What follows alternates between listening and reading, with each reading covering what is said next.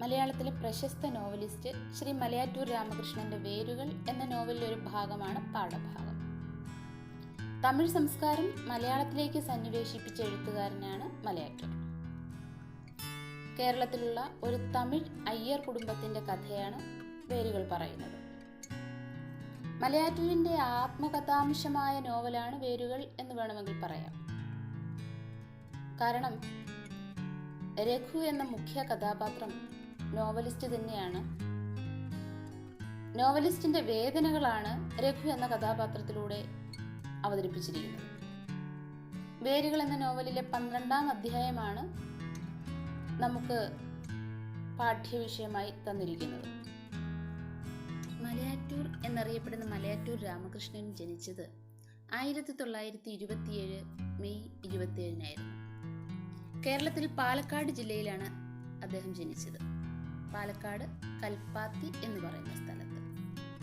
KV Ramakrishna Iyer എന്നായിരുന്നു യഥാർത്ഥ പേര്. അച്ഛൻ KR വിശ്വനാഥ സ്വാമിയും അമ്മ ജാനകി അമ്മാളും.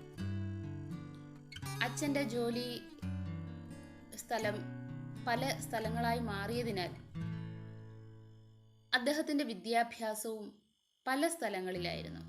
തിരുവനന്തപുരം, കൊല്ലം, തിരുവല്ല, പെരുമ്പാവൂർ എന്നിവിടങ്ങളിലൊക്കെയായി അദ്ദേഹം തന്റെ വിദ്യാഭ്യാസം പൂർത്തിയാക്കി. തിരുവനന്തപുരം ലോ കോളേജിൽ നിന്ന് 1949 BL ബിരുദം നേടി. 1955 മട്ടാഞ്ചേരിയിൽ 2ാം ക്ലാസ് മജിസ്ട്രേറ്റായി. പിന്നീട് 58 ആയപ്പോഴത്തേക്ക് IAS ലഭിച്ചു. പിന്നീട് 81 അദ്ദേഹം ആ IAS പദവി രാജിവെച്ചു. അതിനിടയിൽ അദ്ദേഹം സബ് കളക്ടറായിരുന്നു, കളക്ടറായിരുന്നു, റവന്യൂ ബോർഡ് മെമ്പറായിരുന്നു. അങ്ങനെ പല തസ്തികകളിൽ അദ്ദേഹം ജോലി നോക്കി. ഇതിനിടയിൽ അദ്ദേഹം സാഹിത്യ സൃഷ്ടികൾ നടത്തി. യക്ഷി, ചെമ്പരത്തി, അയ്യർ ദ ഗ്രേറ്റ്, പൊന്നി, വേരുകൾ, യന്ത്രം, ആറാം വിരൽ തുടങ്ങി നിരവധി നോവലുകളും ഈ കാലയളവിൽ അദ്ദേഹം എഴുതി. കേരള സാഹിത്യ അക്കാദമി പുരസ്കാരവും വയലാർ പുരസ്കാരവും അദ്ദേഹത്തിന് ലഭിച്ചിട്ടുണ്ട്.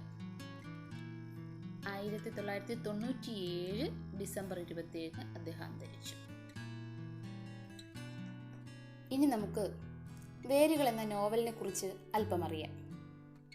ഞാൻ പറഞ്ഞല്ലോ, രഘുവാണ് ഈ നോവലിലെ കേന്ദ്ര കഥാപാത്രം. രഘു ഒരു സാധാരണ അയ്യർ കുടുംബത്തിലെ അംഗമാണ്. അച്ഛൻ വിശ്വനാഥനും അമ്മയും അമ്മല്ലു, ലക്ഷ്മി, സരസ്വതി എന്ന 3 സഹോദരിമാരും അടങ്ങുന്ന കുടുംബമായിരുന്നു അവരുടേത്. രഘു വിവാഹം ചെയ്തത് അടയാറിലുള്ള ഒരു വലിയ കുടുംബത്തിലെ ഗീത എന്ന പെൺകുട്ടിയാണ്. സമ്പത്തിന്റെ മടിയിൽ ജനിച്ചു വീണ അവൾക്ക് സ്നേഹബന്ധത്തിന്റെ വില അറിയില്ല. 3ാം ക്ലാസ്സിലും 1ാം ക്ലാസ്സിലും പഠിക്കുന്ന അവരുടെ മക്കൾ അജയനും സുമയും അവർക്കൊരിക്കലും മാതാപിതാക്കളുടെ സ്നേഹം എന്തെന്നറിയാൻ കഴിഞ്ഞിട്ടില്ല. രാവിലെ അവർ സ്കൂളിൽ പോയതിനു ശേഷമായിരിക്കും ഗീത ഉണരുക. കുട്ടികൾ മടങ്ങി വരുമ്പോഴേക്കും ഗീത വിമൻസ് ക്ലബിൽ പോയിരിക്കും. അച്ഛൻ്റെ അവസ്ഥ ഇത് തന്നെ.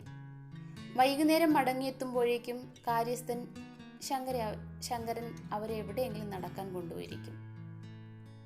കുട്ടികൾ ശരിക്കും 2 യന്ത്രങ്ങൾ മാതിരിയാണ്.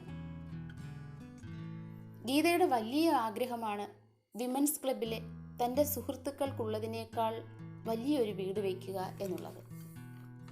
4500 അടി ചതുരശ്ര സ്ക്വയർ ഫീറ്റ്. രഘുവിനാകട്ടെ അത് താങ്ങാവുന്നതിലേറെയും. അതിനുള്ള സാമ്പത്തികം അദ്ദേഹത്തിനില്ല. അദ്ദേഹം സാധാരണ ഒരു സർക്കാർ ഉദ്യോഗസ്ഥനാണ്. ഗീത ശാഠ്യം പിടിച്ചു. ഒടുവിൽ ഗീത തന്നെ അതിന് പരിഹാരവും കണ്ടു. പട്ടിക്കാട്ടിലെ പ്രോപ്പർട്ടി വിൽക്കണം. കുടുംബസ്വത്തും അതിനു ചുറ്റുമുള്ള വസ്തുക്കളുമൊക്കെ രഘുവിനാണ് അച്ഛൻ എഴുതി കൊടുത്തിരിക്കുന്നത്. വീട്ടിലെ സമാധാനം ആഗ്രഹിച്ച അദ്ദേഹം നാട്ടിലേക്ക് പുറപ്പെടുന്നു ആ പ്രോപ്പർട്ടി വിൽക്കാൻ. തൻ്റെ ഫിയറ്റ് കാറിൽ നാട്ടിലേക്കുള്ള ആ യാത്രയിൽ പഴയകാല ചിന്തകളിലേക്ക് രഘു കടന്നു പോവുകയാണ്. തറവാട്ടിൽ ഇപ്പോൾ താമസിക്കുന്നത് ലക്ഷ്മിയും കുടുംബവുമാണ്. ലക്ഷ്മിയുടെ ഭർത്താവ് യജ്ഞേശ്വര അയ്യർ. അമ്മാഞ്ചി എന്നാണ് വിളിക്കുന്നത്. അമ്മാവൻ്റെ മകനായതുകൊണ്ടാണ് അങ്ങനെ വിളിക്കുന്നത്. അമ്മലു രഘുവിൻ്റെ മൂത്ത സഹോദരി. മണിയൻ അത്തിമ്പാരാണ് അമ്മലുവിനെ വിവാഹം കഴിച്ചിരിക്കുന്നത്. അമ്മലു ലക്ഷ്മിയെ പോലെയല്ല, നല്ല അധ്വാനിയും തൻ്റെടിയുമാണ്. പലചരക്ക് വ്യാപാരവും ശർക്കര ബിസിനസ്സും ഒക്കെ നടത്തുന്ന അവൾ വിദ്യാഭ്യാസമില്ലെങ്കിലും ന്യായസ്ഥയും മിടുക്കിയുമാണ്. അവളാണ് ഒരു ആൺകുട്ടിയെ പോലെ നിന്ന് അച്ഛനെ സഹായിച്ചതും രഘുവിനെ പഠിപ്പിക്കാൻ പ്രേരിപ്പിച്ചതും അദ്ദേഹത്തിൻ്റെ പഠന ചെലവുകൾ ഏറെക്കുറെ വഹിച്ചതുമൊക്കെ. വസ്തു വിൽക്കുന്നതിനെ കുറിച്ച് അവളുടെ അഭിപ്രായം അവൾ തുറന്നു പറഞ്ഞു. എന്താ വീടിർക്ക പറമ്പാകും, 14 വയസ്സ് മുതൽ നീ വളർന്ന വീടായിരിക്കും, 8 വയസ്സ് മുതൽ ഞാൻ താമസിച്ച വീടാണ്, നമ്മ അപ്പാവുടെ അവസാന കാലം എന്താ വീട്ടിലാണ് കഴിഞ്ഞത്. അമ്മലുവിൻ്റെ വാക്കുകൾ രഘുവിൻ്റെ മനസ്സിലൊരു നീറ്റലായി പതിച്ചു. വീണ്ടും ചിന്തകളുടെ ലോകത്തിലേക്ക് അദ്ദേഹം പറക്കുകയാണ്. അച്ഛൻ്റെ അച്ഛൻ ആദിനാരായണ സ്വാമി തൻ്റെ പാട്ട. ഓർമ്മകൾ ആ വഴിക്ക് പോകുന്നു. പാട്ട ശിവസ്വത്തായ നിധിയെക്കുറിച്ച് പറഞ്ഞതും പണ്ട് മണ്ണിൽ ആണ്ടുപോയ ഒരു കിണറ്റിൽ നിധിയുണ്ടെന്ന് പ്രശ്നം വെച്ചപ്പോൾ കണ്ടതും അദ്ദേഹം ഓർത്തു. 2 ഭൂതങ്ങൾ ആ നിധി കാത്തു സൂക്ഷിക്കുന്നതും ഇപ്പോഴെടുക്കാൻ പാടില്ല എന്നും 4 തലമുറ കഴിഞ്ഞാൽ അത് എടുക്കാമെന്നും അന്ന് പ്രശ്നത്തിൽ കണ്ടു. അത് പാട്ട ഓർമ്മിപ്പിച്ചു. അത് എടുക്കുന്നതിന് സമയത്ത് ഒരടയാളം കാണും. മ്യാൽ നിലത്തിൽ ഒരു നെൽമാണിക്യം കിട്ടും. അന്ന് ആ നിധി എടുക്കാം. അത് 4 തലമുറയ്ക്ക് ശേഷമായിരിക്കും. ആ 4ാം തലമുറക്കാരനാണ് രഘു. ഈ പറഞ്ഞ പാട്ട മരിച്ചു. പാട്ടായുടെ ഓർമ്മകൾ നശിച്ചു. പക്ഷെ ഒന്നുണ്ടായിരുന്നു, പാട്ടായുടെ ഓർമ്മകൾ ഇന്നും തിരിച്ചു കൊണ്ടുവന്ന പാട്ടായുടെ വടിവാൾ. അപ്പോൾ രഘു ഓർക്കുകയാണ്, മനുഷ്യനേക്കാൾ ശാശ്വതമാണ് മരവും ലോകവും. കാരണം പാട്ടാ മരിച്ച വർഷങ്ങൾ എത്രയോ കഴിഞ്ഞു. പാട്ടായെ ദഹിപ്പിക്കാൻ ഉപയോഗിച്ച മരക്കുറ്റിയോ ആ വടിവാളോ ഇന്നും നശിച്ചിട്ടില്ല. പറമ്പ് വിൽക്കുന്ന കാര്യത്തെക്കുറിച്ച് അമ്മലുവിനോട് വിശദമായി സംസാരിക്കാൻ തന്നെ രഘു തീരുമാനിച്ചു. പറമ്പ് വിൽക്കരുതെന്ന് ആർക്കും പറയാം, അങ്ങനെ പറയാൻ എളുപ്പമാണ്. പക്ഷെ ആവശ്യം വന്നാൽ വിൽക്കാതെ പറ്റുമോ? അച്ഛൻ്റെ മരണശേഷം കത്തനാർ പറമ്പ് വിറ്റില്ലേ? ഇപ്പോൾ വീട് കെട്ടാൻ പണം വേണം. 4500 സ്ക്വയർ ഫീറ്റ് വിസ്താരമുള്ള ഒരു കെട്ടിടം വലുത് തന്നെയാണ്. എന്ന് വെച്ച് ജീവിതത്തിൽ ഒരിക്കലല്ലേ സാധാരണഗതിയിൽ ഒരു കെട്ടിടം പണിയുടെ കാര്യം പോട്ടെ, 25 കൊല്ലങ്ങൾക്ക് ശേഷം പെൻഷൻ പറ്റുമ്പോൾ ഇവിടെ വന്ന് താമസിക്കാൻ തോന്നുമോ? ഇപ്പോൾ തന്നെ ഈ നാടൻ ജീവിതം മറന്ന് അകന്നു കഴിയുന്ന തനിക്ക് ജീവിത സായാഹ്നം ചെലവാക്കാൻ ഇവിടെ സാധിക്കുമോ? അന്ന് പരിചയമുള്ള ഒരു മുഖം പോലും ഇവിടെ കാണുകയില്ല. സാഹിത്യവും രാഷ്ട്രീയവും തത്വചിന്തയും ചർച്ച ചെയ്യാൻ ഒരാളെപ്പോലും ഇവിടെ കിട്ടുകയില്ല. തെങ്ങിന് വളം ചേർക്കുമ്പോഴും കുരുമുളക് പറിക്കുമ്പോഴും വിട്ടുപോകുന്ന നഗര ജീവിതത്തെ ചൊല്ലി താൻ ഖേദിക്കും. രഘു ഓർക്കുകയാണ്. ആ ഓർമ്മകളിലൂടെ പോകുമ്പോഴാണ് മനക്കിലെ കാര്യസ്ഥൻ കർത്താവ് പടിപ്പുര കടന്ന് അവിടേക്ക് വന്നത്. വിശേഷങ്ങളൊക്കെ ചോദിക്കുന്ന കൂട്ടത്തിൽ കർത്താവ് പറഞ്ഞു, മനുഷ്യൻ ചന്ദ്രമണ്ഡലം പിടിച്ചുപറ്റാൻ തുടങ്ങിയിട്ട് പോലും ഈ നാട്ടിലുള്ളവർക്ക് ഏറ്റവും പരിമിതമായ സൗകര്യങ്ങൾ പിടിച്ചെടുക്കാൻ സാധിച്ചിട്ടില്ല. ഈ റോഡ് തന്നെ നോക്കണം. ഇന്നോളം ആർക്കെങ്കിലും തോന്നിയോ അത് നന്നാക്കാൻ? ആരെങ്കിലും ശ്രമിച്ചോ? വർഷകാലത്ത് ഉഴുതുമറിച്ചിട്ട പാടം പോലെ ഇരിക്കും. സ്കൂളിലേക്ക് കുട്ടികൾ എങ്ങനെയാ നടന്നു പോകുന്നത്? വേനലായാൽ പൊടി പറന്നിട്ട് വയ്യ. ഒരു ഡോക്ടറുണ്ടോ? ഒരു ആശുപത്രി ഉണ്ടോ? ഒരു നല്ല നാട്ടുവൈദ്യനെങ്കിലും ഉണ്ടോ? 70, 80, 90 ജന്മദിനങ്ങൾ ആഘോഷിക്കുന്ന ഒരു ചെറുകിട അത്ഭുതം തന്നെയാണ്. പറഞ്ഞു വന്ന കൂട്ടത്തിൽ കർത്താവ് അല്പം കൂടി കൂട്ടിച്ചേർത്തു. ഈ നാട്ടിൽ നിന്നും ബോംബെക്ക് പോകാത്തൊരു ചുരുക്കമാണ്. ഇവിടെ പിടിച്ചു നിന്നവരിൽ ഭേദപ്പെട്ട നിലയിലെത്തിയത് രഘു മാത്രമാണ്. അതിന്റെ പ്രയോജനം നാട്ടുകാർക്കൂടെ വേണ്ടേ? ഈ റോഡ് നന്നാക്കാൻ ഒരു മന്ത്രി വേണോ? എഞ്ചിനീയറോട് സ്വാമി ഒരു വാക്ക് പറഞ്ഞാൽ പോരെ? ഒന്ന് ഉത്സാഹിച്ചാൽ കറണ്ട് വരില്ലേ? ഇവിടെ ആശുപത്രി വരും, എന്തെല്ലാം വരും. എന്തിനു പറയുന്നു, സ്വാമി അപൂർവമായിട്ടേ ഇപ്പൊ നാട്ടിൽ വരാറുള്ളൂ. ഇനി പറമ്പും വീടും കൂടി വിറ്റാലോ? ആളെ കാണാൻ കൂടി കിട്ടുകയില്ല. അപ്പോഴാണ് രഘു വീണ്ടും ആലോചിക്കുകയാണ്, കർത്താവിനെ തന്നെ പ്രശംസിക്കാൻ ശ്രമിക്കുകയാണ്. അതാവില്ല. കർത്താവ് മോശക്കാരനല്ല. തൻ്റെ മനസ്സിൻ്റെ അഗാധമായ അറകളിൽ സൂക്ഷിച്ചു വെച്ചിട്ടുള്ള ചിന്തകൾ അയാൾ ഇങ്ങനെ ചികഞ്ഞെടുക്കാൻ ശ്രമിക്കുകയായിരിക്കാം. പക്ഷെ താൻ തീരുമാനത്തിൽ നിന്നും പിന്മാറില്ല. രഘുവിൻ്റെ മനസ്സ് ആടിയുലയുകയാണ്. ഒരു ഫ്ലാഷ് ബാക്ക് പോലെ ലക്ഷ്മിയുടെ ജീവിതം രഘുവിൻ്റെ മനസ്സിൽ മിന്നിമറഞ്ഞു. കൊട്ടാരത്തിലെ ജോലി നഷ്ടപ്പെട്ട ശേഷം അമ്മാഞ്ചി മധ്യ തിരുവിതാംകൂറിൽ വന്ന കാലം മുതൽ സൗജന്യം പറ്റുകയാണ്. അച്ഛനാണ് അമ്മാഞ്ചിയെ പഠിപ്പിച്ചത്. സ്കൂളിൽ ജോലി വാങ്ങിക്കൊടുത്തു. പിന്നെയും അച്ഛൻ്റെ ചിറകിൽ തന്നെയാണ് കഴിഞ്ഞത്. അച്ഛൻ്റെ നെല്ലാണ് ഉണ്ടത്.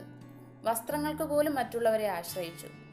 2 പെൺകുട്ടികളെ വിവാഹം ചെയ്തു കൊടുക്കാനും ധനസഹായം സ്വീകരിക്കേണ്ടി വന്നു. മറ്റുള്ളവരുടെ മുമ്പിൽ തല ഉയർത്തി നിൽക്കാൻ അമ്മാഞ്ചിക്ക് സാധിച്ചു. ഇന്ന് ആ വീട്ടിലാണ് അമ്മാഞ്ചിയും ലക്ഷ്മിയും കഴിയുന്നത്. ആ വീടാണ് താൻ വിൽക്കാൻ പോകുന്നത്. അച്ഛൻ മരിക്കുമ്പോൾ രഘു സീനിയർ BA പഠിക്കുകയായിരുന്നു. പരീക്ഷ ആരംഭിക്കുന്നതിന്റെ തലേ ദിവസം അച്ഛൻ തീരെ അവശനായി. അമലുവിനെ വിളിച്ച് രഘുവിനെ അറിയിക്കരുതെന്ന് പറഞ്ഞു. വൈകുന്നേരം അച്ഛൻ ഉല്ലാസവാനായിരുന്നു. വളരെ നേരം സംസാരിച്ചു. രഘു പരീക്ഷ കഴിഞ്ഞു മടങ്ങിയെത്തിയാൽ പലതും ചെയ്യാനുണ്ടെന്ന് പറഞ്ഞു. ഉരൽപ്പുരയ്ക്ക് ഓടിടണം, കൊല്ലം തോറും വൈക്കോൽ മേയണം, വെള്ള പൂശണം, പാറ പൊട്ടിക്കണം, ഇങ്ങനെ പലതും അമലുവിനെ പറഞ്ഞേൽപ്പിച്ചു. രാത്രി 10 മണിയായപ്പോൾ അദ്ദേഹം വല്ലാതെ വിയർത്തു.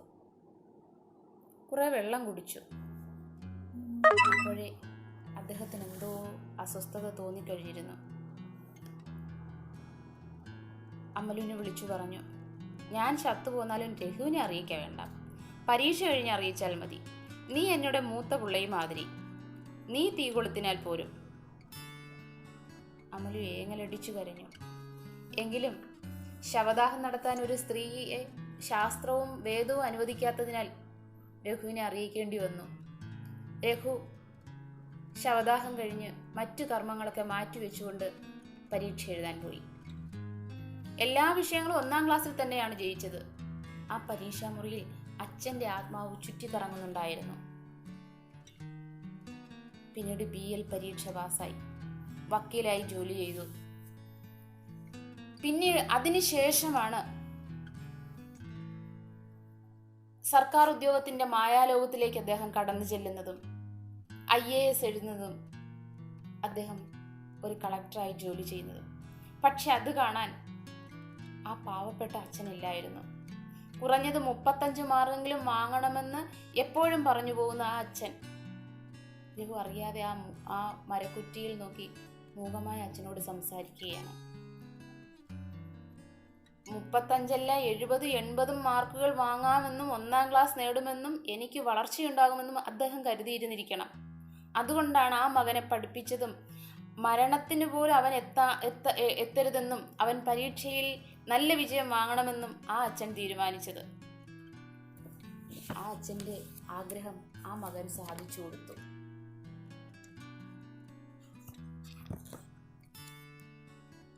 ഇനി നമുക്ക് പാഠഭാഗത്തിലേക്ക് പോകാം. ടെക്സ്റ്റ് നോക്കിയിരിക്കുക. വേരുകൾ. അച്ഛനെ ദഹിപ്പിക്കാൻ വിറക് തന്ന ആ പഴയ മാവിൻ്റെ കുറ്റിയുണ്ട്. അതുമാത്രമാണ് അച്ഛൻ്റെ ഓർമ്മകൾ പുതുക്കുന്ന സ്മാരകം. ആ സ്മാരകം ദേവസി കടപുഴക്കിയെറിയും. ആ നിമിഷത്തിൽ അയാൾ തീരുമാനിച്ചു, ഏക്കറിന് 5000 രൂപയല്ല 5000 പവൻ കിട്ടിയാലും പറമ്പ് വിൽക്കുകയില്ലെന്ന്. ഇതൊരു പറമ്പ് മാത്രമല്ല, ഒരു പാരമ്പര്യം കൂടിയാണ്. ഇവിടെ നിൽക്കുന്ന മറ്റൊരു കുറ്റിയാവാം പാട്ടിയെ ദഹിപ്പിക്കാൻ ഉപയോഗിച്ച മാവിൻ്റെ കുറ്റി. ഗണപതി പാട്ടാവിൻ്റെ ചിതയിൽ ആളിക്കത്തിയ മാവും ഈ പറമ്പിൽ തന്നെ നിന്നിരുന്നതാവണം. തൻ്റെ വേരുകൾ ഈ പറമ്പിലാണ്, ഈ പഴയ മണ്ണിലാണ്. അത് മനസ്സിലാക്കാത്ത താൻ എന്തൊരു വിഡ്ഢിയാണ്. സ്വന്തം വേരുകൾ അറുത്തുകളയാനല്ലേ താൻ മുതിർന്നത്? അമുലു ഒരു പള്ളിക്കൂടത്തിലും പോയിട്ടില്ല. എങ്കിലും ഒരു മനുഷ്യൻ്റെ വേരുകൾ എവിടെയാണെന്ന് അവൾ പഠിച്ചിട്ടുണ്ട്. വേരുകൾ മനുഷ്യനും മരത്തിനും മണ്ണിലാണ്. രഘു മുണ്ടിൻ്റെ കോന്തല കൊണ്ട് കണ്ണു തുടച്ചു. കരഞ്ഞതായി ആരും അറിയണ്ട. ഉരപ്പുരയുടെ കൂരയിലേക്ക് അയാൾ നോക്കി. ഇക്കൊല്ലം മേഞ്ഞിട്ടില്ല. കഴിഞ്ഞ കൊല്ലത്തെ വൈക്കോല് അങ്ങിങ്ങ് കാണാനില്ല. ഓടിടണം. അച്ഛൻ പറഞ്ഞതുപോലെ തന്നെ കുളത്തിലെ പാറ പൊട്ടിക്കണം. ഒരു പമ്പ് സെറ്റ് വാങ്ങണം. തെങ്ങുകൾ നനയ്ക്കണം. കിണറിനരികിൽ താൻ പണ്ടു നട്ട ഗൗളിപാത്ര തെങ്ങുപോലെ തന്നെ സകല തെങ്ങുകളും ഭാരം താങ്ങാനാവാതെ കുമ്പിട്ട് നിൽക്കണം. ആ സപ്പോട്ട മരത്തിനു ചുറ്റും മറ്റു ഫലവൃക്ഷങ്ങൾ വെച്ചുകൂടെ? ഒന്നാം തരം ഒരു ഓർച്ചാർഡ് ഉണ്ടാക്കാൻ കഴിയും. മനക്കലെ കർത്താവ് തന്നെ വെറുതെ പ്രശംസിച്ചതാണ്. അയാൾ പറഞ്ഞതുപോലെ ഈ നാടിന്റെ വളർച്ചയ്ക്ക് വേണ്ടി തനിക്ക് പലതും ചെയ്യാനാവില്ലേ? റോഡ് നന്നാക്കാൻ കഴിയും. ഇലക്ട്രിസിറ്റി കിട്ടാൻ ബുദ്ധിമുട്ടുണ്ടാവില്ല. പ്രയത്നിക്കണം. താൻ പെൻഷൻ പറ്റി വരുന്നതിന് മുമ്പ് ഈ പറമ്പ് ഒരു ഷോപ്പീസാക്കി മാറ്റണം. ഇവിടെ ഒന്നാം തരം ഒരു കെട്ടിടം പണിയണം. ഉരൽപുരയുടെ വടക്ക് പണ്ട് ബബ്ലൂസ് നാരകം നിന്നിരുന്ന സ്ഥാനം ഒന്നാം തരമാണ് കെട്ടിടം വയ്ക്കാൻ. 4 തലമുറ കഴിഞ്ഞാൽ ഒരു നെൽമാണിക്യം കാണും. പാട്ടാവിന്റെ വിശ്വാസം ഓർമ്മ വന്നു. തന്റെ ഈ തീരുമാനമാണോ ആ നെൽമാണിക്യം? നിധി കിട്ടുകയില്ല, പക്ഷെ പറമ്പിൽ കൂടുതൽ പച്ചപ്പുണ്ടാകും. രഘു അമ്മലുവിന്റെ വീട്ടിലെത്തി. അമ്മലു, എനിക്ക് മാപ്പ് തരണം, അയാൾ പറഞ്ഞു. അവൾ അന്താളിച്ചു നിന്നു. അമ്മലു, നീ ചൊന്നതുതാൻ ശരി, അയാൾ പറഞ്ഞു തുടങ്ങി. ഈ മണ്ണ് എന്റെ മണ്ണാണെന്ന് എനിക്ക് ബോധ്യമായിരിക്കുന്നു. നിന്നെയും അത്തിമ്പാരയും പോലെ ഞാൻ മണ്ണിനോട് പൊരുതിയിട്ടില്ല. അതുകൊണ്ട് പകൽ വെളിച്ചം പോലുള്ള ഒരു കാര്യം മനസ്സിലാക്കാൻ ഞാൻ സമയമെടുത്തു. എന്റെ കുട്ടികൾ നെൽപ്പാടം കാണുമ്പോൾ അരിശിച്ചെടിയ എന്ന് ചോദിക്കുന്നവരാണ്. അവരെക്കാളും ഒട്ടും തന്നെ ഭേദമായിരുന്നില്ല ഈ നിമിഷം വരെ ഞാൻ. അതോ അവരെ കൊണ്ട് അരിശിച്ചെടി എന്ന് പറയിച്ചത് ഞാനും ഗീതയും അവർക്ക് കൊടുത്ത പരിശീലനമാണോ? എന്തായാലും ശരി, ഞാൻ പറമ്പ് വിൽക്കുന്നില്ല. ദേവസിക്കൊരു കത്ത് എഴുതി വയ്ക്കാം. നീ എത്തിച്ചു കൊടുക്കൂ. അമ്മലുവിന്റെ കണ്ണുകൾ നിറഞ്ഞു.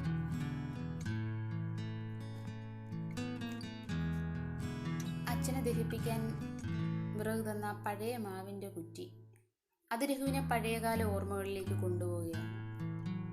അച്ഛൻ്റെ ഓർമ്മകൾ പുതുക്കുന്ന സ്മാരകമാണത്. സ്മാരകം സ്മരണയെ നിലനിർത്തുന്നതാണ് സ്മാരകം. അച്ഛൻ്റെ ഓർമ്മകൾ എന്നും നിലനിർത്തുന്നതാണ് ആ സ്മാരകം. ആ സ്മാരകം അവിടെ എക്കാലവും ഉണ്ടാകാനാണ് രഘു ആഗ്രഹിക്കുന്നത്.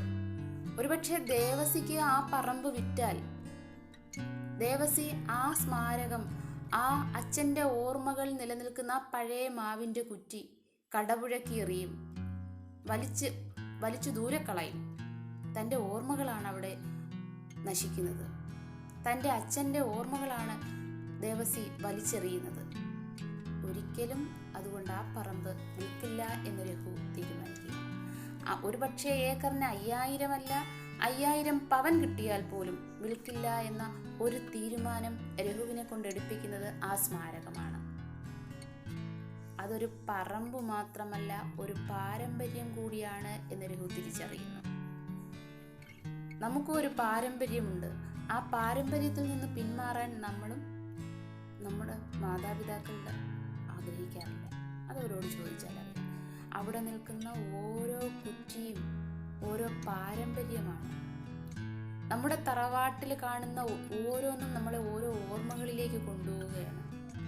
നമ്മുടെ വീട്ടിൽ നാം നട്ടുവളർത്തുന്ന ചെടികൾ പോലും നമുക്ക് ചില ഓർമ്മകൾ കൊണ്ടുവരികയാണ്. രഘു ഓർക്കുന്നുണ്ട്, അവിടെ മറ്റൊരു മാവിന്റെ കുറ്റി കാണുന്നുണ്ട്. അതൊരു പക്ഷെ പാട്ടിയെ ദഹിപ്പിക്കാൻ ഉപയോഗിച്ച മാവിന്റെ കുറ്റിയാകാം. ഒരുപക്ഷെ പാട്ടാവിനെ ദഹിപ്പിക്കാൻ ഉപയോഗിച്ച മാവിന്റെ കുറ്റിയും ആ പറമ്പിൽ നിന്ന് തന്നെ ആയിരിക്കാം എടുത്തത്. ഈ വേരുകളെല്ലാം ഈ പറമ്പിലുള്ളതാണ്. അതാണ് രഘു മനസ്സിലാക്കുന്നത്. ഈ പഴയ മണ്ണ് എന്ന് രഘു പറയുന്നത്, പഴയ മണ്ണെന്നത് സ്വന്തം മണ്ണ് എന്നർത്ഥത്തിലാണ്. ജനിച്ചു വളർന്ന സ്വന്തം പറമ്പിലാണ്. മരിക്കുമ്പോൾ ഇവിടെ തന്നെ അടക്കാനാണ് പലരും ഇഷ്ടപ്പെടുന്നത്. ഭൂരിപക്ഷം പേരും അതെ. സ്വന്തം മണ്ണിൽ അടക്കപ്പെടുക, സ്വന്തം മണ്ണിൽ ജീവിക്കുക. ദൂരെ നഗരത്തിൽ താമസിച്ചാലും ജനിച്ച സ്ഥലവും പറമ്പും കാണുമ്പോൾ വല്ലാത്തൊരു അടുപ്പവും സന്തോഷവും നമുക്ക് തോന്നാറുണ്ട്. അത് നിൽക്കുമ്പോൾ മനസ്സ് പിടയും. അതുകൊണ്ട് ആരും ഇഷ്ടപ്പെടുന്നത് സ്വന്തം മണ്ണാണ്, ആ പഴയ മണ്ണാണ്. ആ മണ്ണിനോട് ഒരു വൈകാരികമായ അടുപ്പം ആർക്കും തോന്നും. ആ ഒരു വൈകാരികമായ അടുപ്പമാണ് ഇവിടെ രഘുവിനും തോന്നുന്നത്. ഞാൻ പറഞ്ഞു, വേരുകൾ നോവലിസ്റ്റിൻ്റെ തന്നെ സ്വന്തം കഥയാണ്. അദ്ദേഹം സ്വന്തം അനുഭവങ്ങളാണ് നോവലിലൂടെ എഴുതിയിരിക്കുന്നത്. ഈ നോവല് കേരള സാഹിത്യ അക്കാദമി അവാർഡിന് അർഹമാകാൻ കാരണം അദ്ദേഹത്തിൻ്റെ ആത്മകഥാംശപരമായ സ്വന്തമായ തനതായ ശൈലിയിൽ, സംസാര ശൈലിയൊക്കെ തനതായ രീതിയിൽ പ്രകടമാക്കിയിരിക്കുന്നു എന്നുള്ളതാണ്. ഒരുപാട് മുഹൂർത്തങ്ങൾ ഇതിനകത്ത് അടങ്ങിയിരിക്കുന്നു. കൃഷിയുടെയും മഹത്വം, വ്യക്തിയുടെ മഹത്വം, മനുഷ്യ സ്നേഹത്തിൻ്റെ മഹത്വം, ഇതൊക്കെ കുടികൊള്ളുന്ന ഒരു നോവലാണിത്. അപ്പോൾ ആ നോവലിലൂടെയാണ് നമുക്ക് സ്വന്തം മണ്ണിനെ കുറിച്ച് നോവലിസ്റ്റ് പറഞ്ഞു തരുന്നത്. ഇത് മനസ്സിലാക്കാത്ത മനുഷ്യനൊരു വിഡ്ഢിയാണ് എന്നാണ് പറയുന്നത്. സ്വന്തം വേര് അറുത്ത് കളയുകയല്ല വേണ്ടുന്നത്, ആ സ്വന്തം വേരിനെ കണ്ടെത്തുകയാണ് വേണ്ടുന്നത്. പക്ഷെ അമ്മലൂനതറിയാം. അവൾ പള്ളിക്കൂടത്തിൽ പോയിട്ടില്ല, അവൾ പള്ളിക്കൂടത്തിൽ പോയൊന്നും പഠിച്ചിട്ടില്ല. പക്ഷേ മനുഷ്യൻ്റെ വേരുകൾ എവിടെയാണെന്ന് അവൾ പഠിച്ചിട്ടുണ്ട്. വേരുകൾ മനുഷ്യനും മരത്തിനും മണ്ണിൽ തന്നെയാണ്. അത് തിരിച്ചറിയാൻ നാം ഓരോരുത്തരും തയ്യാറാകണം. ആ മനുഷ്യ സ്നേഹത്തിൻ്റെ വില നാം അറിയണം. ഇതാണ് നമുക്ക് നോവലിസ്റ്റ് പറഞ്ഞു തരുന്നത്. ഈ പാഠഭാഗം തൽക്കാലം ഇവിടെ നിർത്തുകയാണ്. വീണ്ടും അടുത്ത ക്ലാസ്സിൽ തുടരും. നിങ്ങൾ ചെയ്യേണ്ടത് ഇത് വീട്ടിലിരുന്ന് നന്നായി വായിക്കുക. ഞാൻ കുറച്ച് അർത്ഥം കൂടി തരും. അത് നോട്ട്ബുക്കിൽ എഴുതിയെടുക്കുകയും പഠിച്ചു വെച്ചിരിക്കുകയും ചെയ്യുക. ഓക്കെ. സ്മാരകം, സ്മരണയ്ക്കായുള്ള വസ്തു. കടപുഴക്കുക, ചുവട് മറിച്ചു വീഴ്ത്തുക. പാരമ്പര്യം, പരമ്പരയായി ലഭിച്ചിട്ടുള്ളത്. കോന്തല, വസ്ത്രത്തിൻ്റെ മൂല. ഉരപ്പുര, ഉരൽപുര. ഓർച്ചാഡ്, ഫലവൃക്ഷത്തോട്ടം. മന, നമ്പൂതിരി ഭവനം. അന്താളിച്ചു, പരിഭ്രമിച്ചു.